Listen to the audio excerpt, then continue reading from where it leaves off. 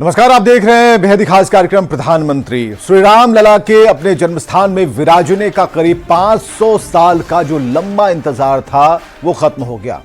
प्रभु राम अब अयोध्या में विराजमान हो गए हैं। पीएम मोदी रामलला की प्राण प्रतिष्ठा की पूजा के यजमान बने और पीएम मोदी के साथ इस बेहद खास पल के गवाह बने आरएसएस प्रमुख मोहन भागवत, यूपी के मुख्यमंत्री योगी आदित्यनाथ और उत्तर प्रदेश की राज्यपाल आनंदीबेन पटेल। प्राण प्रतिष्ठा समारोह के बाद प्रधानमंत्री ने 11 दिनों का अपना उपवास भी खत्म किया।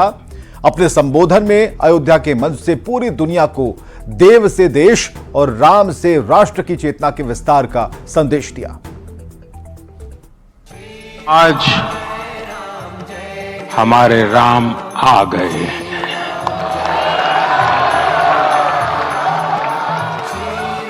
सदियों की प्रतीक्षा के बाद हमारे राम आ गए हैं।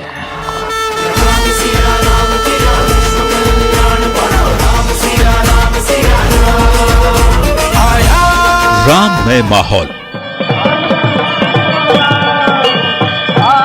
राममय धुन,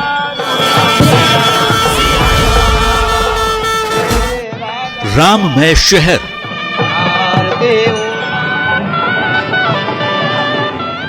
राममय गांव,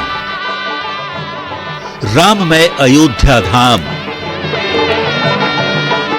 हर तरफ उल्लास, हर तरफ उमंग, पटाखे फोड़े जा रहे हैं, खुशियां मनाई जा रही हैं। प्रभु श्री राम जो आए हैं।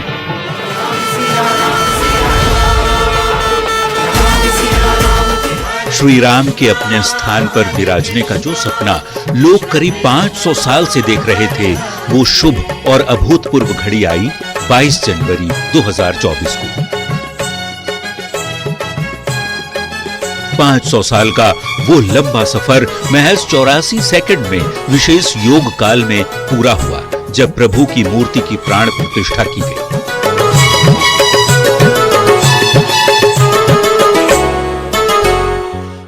22 जनवरी समय 12:29 और 8 सेकंड से 12:30 32 सेकंड तक, यानी केवल 84 सेकंड में ही प्रभु रामलला की विस्मयी मूर्ति की प्राण प्रतिष्ठा का शुभ मुहूर्त संपन्न हुआ।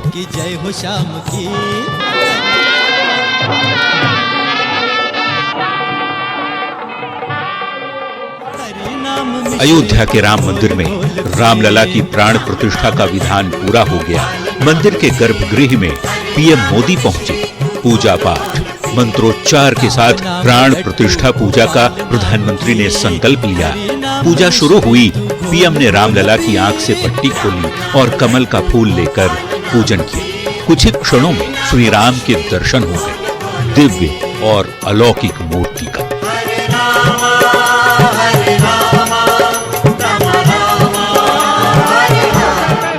रामलला पीतांबर से सुशोभित हैं।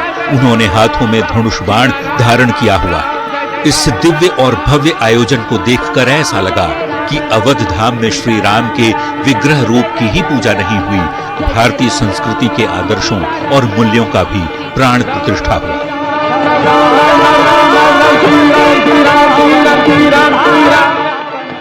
तभी पीएम मोदी कहते हैं, जो लोग राम मंदिर आंदोलन को आग मानते थे, उन्हें ये बताकर संदेश दे रहे हैं कि राम आग नहीं, ऊर्जा है। श्री राम हमारे नहीं, सभी के।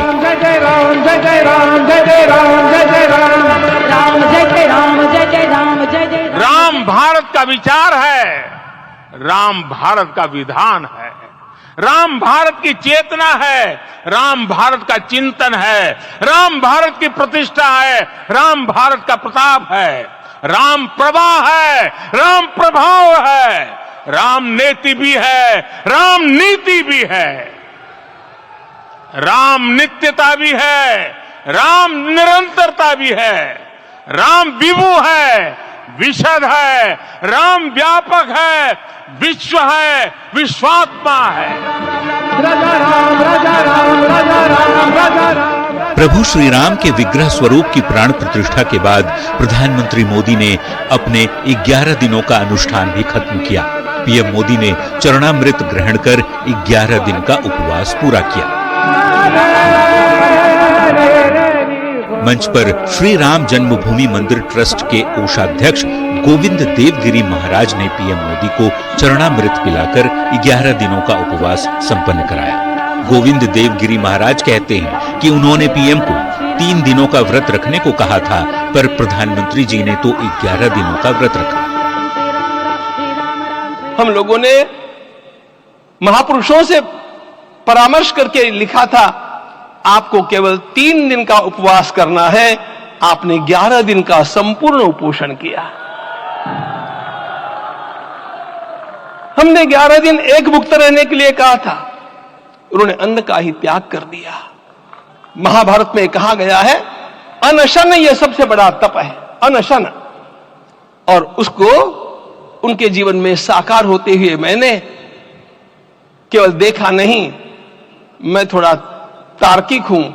आपकी परम पूजनीय माता जी से मिलकर के मैंने उसको रिकन्फर्म भी किया था कि आपका यह अभ्यास 40 वर्षों का है। कल मैं श्री राम के आशीर्वाद से धनुषकोडी में राम सेतु के आरंभ बिंदु अरिचल मुनाई पर था। जिस घड़ी प्रभु राम समुद्र पार करने निकले थे, वो एक पल था जिसने काल चक्र को बदला था। उस भावमय पल को महसूस करने का मेरा ये विनम्र प्रयास था। वहां पर मैंने पुष्प वंदना की। वहां मेरे भीतर एक विश्वास जगा कि जैसे उस समय काल चक्र बदला था, उसी तरह अब काल चक्र फिर बदलेगा। उत्तर प्रदेश के मुख्यमंत्री योगी आदित्यनाथ ने अपने संबोधन में कहा, ऐसा लगता है जैसे हम त्रेता युग में आ गए। राम जन्मभूमि मंदिर में श्री राम का आगमन राम राज्य का भी उद्घोष है। 500 वर्षों के लंबे अंतराल के उपरांत आज के इस चिर प्रतीक्षित मौके पर अंतर मन में भावनाएं कुछ ऐसी हैं कि उन्हें व्यक्त करने के लिए शब्द नहीं मिल रहे हैं। मन भावुक है, पूरा राष्ट्र राममय है। ऐसा लगता है हम त्रेता युग में आ गए हैं। मैं रामलला का विराजना, राम राज्य की स्थापना की उद्घोषणा भी है। अयोध्या में श्री राम की नगरी से लेकर विदेशों तक में माहौल राममय है। स्कॉटलैंड हो या अमेरिका, हर तरफ माहौल भक्तिमय है। हर ओर राममय भक्ति भाव ही नजर आ रही है। प्रधानमंत्री मोदी ने भी जो मंत्र अयोध्या के मंच से दिया, वो ये कि देव से देश और राम से राष्ट्र की चेतना का विस्तार ही असली राम भक्ति है। आइए हम संकल्प लें कि राष्ट्र निर्माण के लिए हम अपने जीवन का पल पल लगा देंगे। Bureau report, news 18। तो अयोध्या के श्री राम मंदिर में भव्य तरीके से रामलला के विग्रह स्वरूप की प्राण प्रतिष्ठा हुई और प्रधानमंत्री खुद यजमान की भूमिका में थे। और हम आपको बताते हैं कि गर्भगृह में पीएम समेत जो 5 विशिष्ट अतिथि थे वे कौन थे। तो गर्भगृह में 5 लोग मौजूद थे और पीएम मोदी समेत 5 लोग गर्भगृह में मौजूद थे और सीएम योगी आदित्यनाथ गर्भगृह में थे। राज्यपाल आदित्यबेन पटेल गर्भगृह में मौजूद थी। आरएसएस के प्रमुख मोहन भागवत भी इस पूजा में शामिल थे, वहां मौजूद थे गर्भगृह में। राम मंदिर ट्रस्ट के अध्यक्ष महंत नृत्य गोपाल दास भी इसमें शामिल हुए। तो प्राण प्रतिष्ठा का अनुष्ठान कैसे हुआ, इसे भी आप जानिए कि वैदिक मंत्रोच्चार और विधि विधान के साथ यह अनुष्ठान संपन्न हुआ है। 108 आचार्य के मार्गदर्शन में अनुष्ठान गणेश्वर शास्त्री द्रविड़ की निगरानी में ये सारी चीजें हो रही थी, प्रक्रिया हो रही थी। अभिजित मुहूर्त में प्राण प्रतिष्ठा हुई और सोने की सुलासा से नेत्र खोले गए। अब हम आपको बताते हैं कि प्राण प्रतिष्ठा के सनातनी मेहमान कौन कौन शामिल हुए। विद्यालयों के आचार्य सनातनी मेहमान थे। 150 से अधिक परंपराओं के संत इसमें शामिल थे। महामंडलेश्वर और मंडलेश्वर समेत कई लोग शामिल थे। श्री महंत और महंत मेहमान रहे।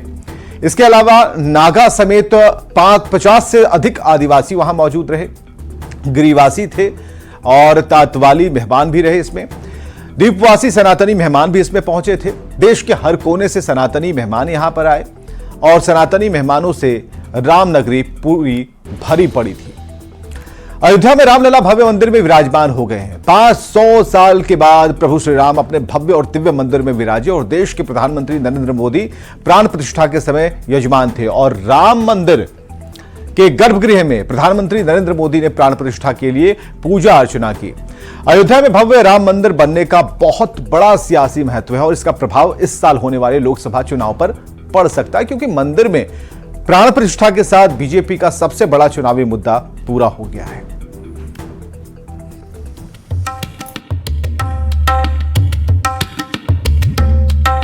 आज हमारे राम आ गए हैं। सदियों की प्रतीक्षा के बाद हमारे राम आ गए हैं।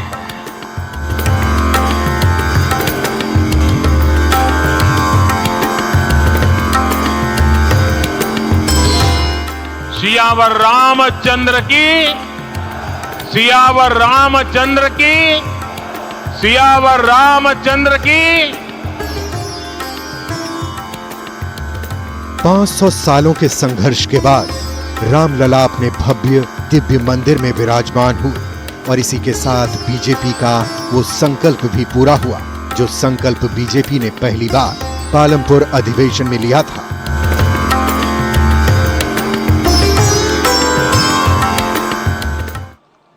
हमारे रामलला अब टेंट में नहीं रहेंगे।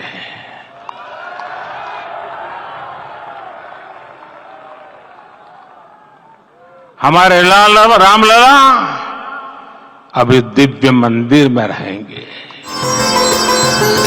साल 1989 की बात है। हिमाचल प्रदेश के पालमपुर में बीजेपी का अधिवेशन हुआ था। तब लाल कृष्ण आडवाणी बीजेपी के अध्यक्ष हुआ करते थे। इसी अधिवेशन में राम मंदिर के निर्माण का प्रस्ताव पारित किया गया था। उसके बाद से यह मुद्दा बीजेपी के घोषणा पत्र का अहम बिंदु बन गया। राम मंदिर का मुद्दा बीजेपी के लिए वरदान साबित हुआ। 1984 में 2 सीट जीतने वाली बीजेपी 1989 में 85 सीटों पर पहुंच गई और 2019 आते आते आंकड़ा 300 के पार पहुंच गया। मोदी के नेतृत्व में बीजेपी ने अपने सबसे बड़े चुनावी वादे को पूरा करके ये बता दिया कि कसम राम की खाई थी, मंदिर वहीं बनाया है। वो भी एक समय था जब कुछ लोग कहते थे कि राम मंदिर बना तो आग लग जाएगी। ऐसे लोग भारत के सामाजिक भाव की पवित्रता को नहीं जान पाए। रामलला के इस मंदिर का निर्माण भारतीय समाज के शांति, धैर्य, आपसी सद्भाव और समन्वय का भी प्रतीक है। विपक्ष के तमाम नेता भी राम मंदिर प्राण प्रतिष्ठा के इस भव्य कार्यक्रम को बीजेपी का एजेंडा बताते रहे हैं। कांग्रेस अध्यक्ष मल्लिकार्जुन खड़गे और सोनिया गांधी सहित विपक्ष के कई नेताओं ने राम मंदिर निर्माण के निमंत्रण को ठुकरा दिया। मोदी विरोधी बार बार ये आरोप लगा रहे थे कि राम मंदिर पीएम मोदी का इवेंट है, लेकिन श्री राम जन्मभूमि तीर्थ क्षेत्र ट्रस्ट के कोषाध्यक्ष स्वामी गोविंद देव गिरी जी का पीएम मोदी का पीठ थपथपाते हुए ये कहना कि ईश्वर ने आपको भारत माता की सेवा के लिए भेजा है, ये मोदी के लिए किसी आशीर्वाद से कम नहीं है।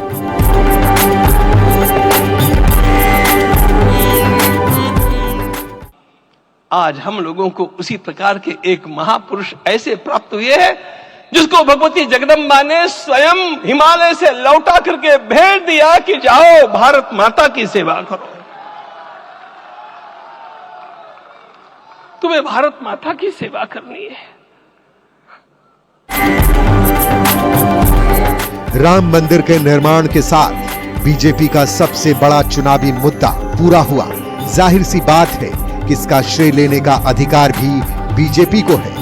बीजेपी घर घर पूजित अक्षत और निमंत्रण कार्ड पहुंचाकर उस काम में पहले ही लग भी गई है। वहीं पीएम मोदी ने पहले ही ये वादा कर दिया है कि वो अपने तीसरे कार्यकाल में भारत को विश्व की तीसरी सबसे बड़ी अर्थव्यवस्था बनाएंगे।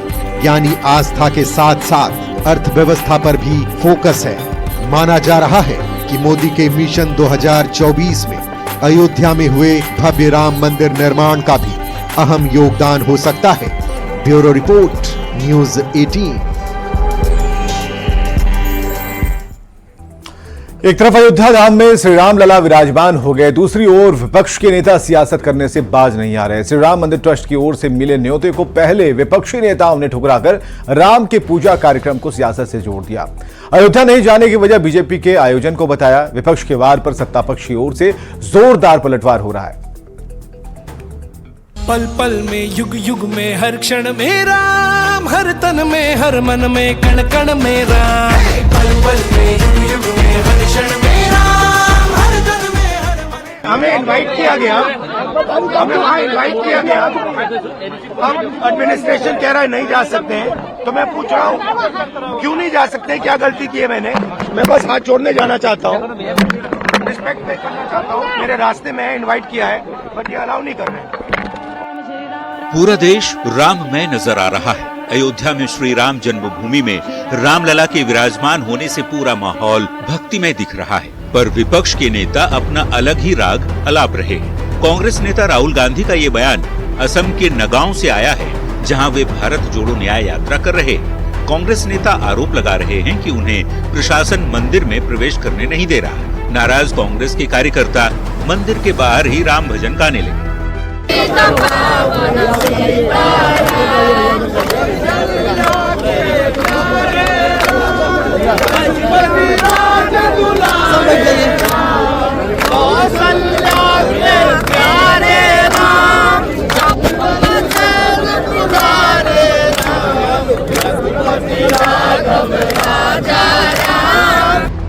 लगातार राम मंदिर का विरोध कर रहे इंडी अलायंस के नेता राम मंदिर के न्योते को अस्वीकार कर पहले ही सियासत तेज कर चुके हैं। राम मंदिर ट्रस्ट की ओर से विपक्ष के नेताओं को आमंत्रण दिया गया था, पर कांग्रेस समेत तमाम पार्टियों ने इस भव्य आयोजन को बीजेपी का आयोजन बताकर सियासी ज्वाला भड़का दी। हफ्तों पहले शुरू हुई राम मंदिर पर सियासत आज भी जारी है। बिहार के SC/ST कल्याण मंत्री और जेडीयू नेता रत्नेश सदा कहते हैं कि बीजेपी अपनी ब्रांडिंग कर आयोजन करा रही है, जबकि मंदिर का निर्माण कार्य अब भी अधूरा है। होने जा रहा है बीजेपी का ब्रांडिंग सेटअप है। राम का प्राण प्रतिष्ठा, राम सबका है, सभी जाति सभी धर्म का है। ये 22 जनवरी का कोई मुहूर्त नहीं है, ये मुहूर्त था रामनवमी का। लेकिन बीजेपी अपना ब्रांडिंग करने के लिए देश की जनता की भावना को अपने अंदर और खींचने आकर्षित करने के लिए इन्होंने अनान फनान में आधा अधूरा मंदिर को प्राण प्रतिष्ठा की। वहीं केंद्रीय मंत्री गिरिराज सिंह ने इंडी गठबंधन के नेताओं पर पलटवार करते हुए सीधा निशाना कांग्रेस नेताओं पर साधा है। गिरिराज की ओर से राम के नाम पर गलत बयान देने वाले नेताओं पर कुछ इस अंदाज में पलटवार किया जा रहा है। जो भक्त होगा वही भगवान पे कब्जा करेगा, और जो रमखुदैया होगा खड़गे जी, वो जीवन भर रमखुदैया रह जाएगा। इसी रमखुदैया के कारण प्रभु श्री राम का मंदिर भी बाबर ने वहां मस्जिद बनाया था। ऐसे ही लोगों के कारण जिनकी आस्था रमखुदैया की तरह था, न इधर न उधर। इधर लोक जनशक्ति पार्टी राष्ट्रीय के अध्यक्ष चिराग पासवान ने अयोध्या के श्री राम मंदिर के अनुष्ठान कार्यक्रम में शामिल होकर प्रधानमंत्री मोदी की जमकर तारीफ की और मोदी की इच्छा शक्ति को सबसे दमदार बताया। बहुत महत्वपूर्ण पल, खुशियों से भरा हुआ ये पल। दशकों से राम भक्तों ने जो सपना देखा था, यकीनन जहां मैं हमारी न्याय प्रणाली को इसका श्रेय दूंगा, वहीं इस इच्छा शक्ति के लिए हमारे प्रधानमंत्री आदरणीय नरेंद्र मोदी जी को भी ढेर सारी बधाई शुभकामनाएं दूंगा। इन्हीं प्रधानमंत्री में वो इच्छा शक्ति थी कि इतने रिकॉर्ड समय में इन्होंने इतना खूबसूरत भव्य राम मंदिर का निर्माण यहाँ पर कराया। कांग्रेस के नेता हों, जेडीयू के या फिर आरजेडी के नेता, इंडी अलायंस के नेता श्री राम लला के विराजमान होने को बीजेपी का एजेंडा बताकर कार्यक्रम से न सिर्फ दूरी बना ली, बल्कि चुनाव से पहले राम मंदिर के कार्यक्रम को बीजेपी का सियासी मुद्दा बताकर सर्द मौसम में भी सियासत को गरमा दी है। Bureau report, news 18।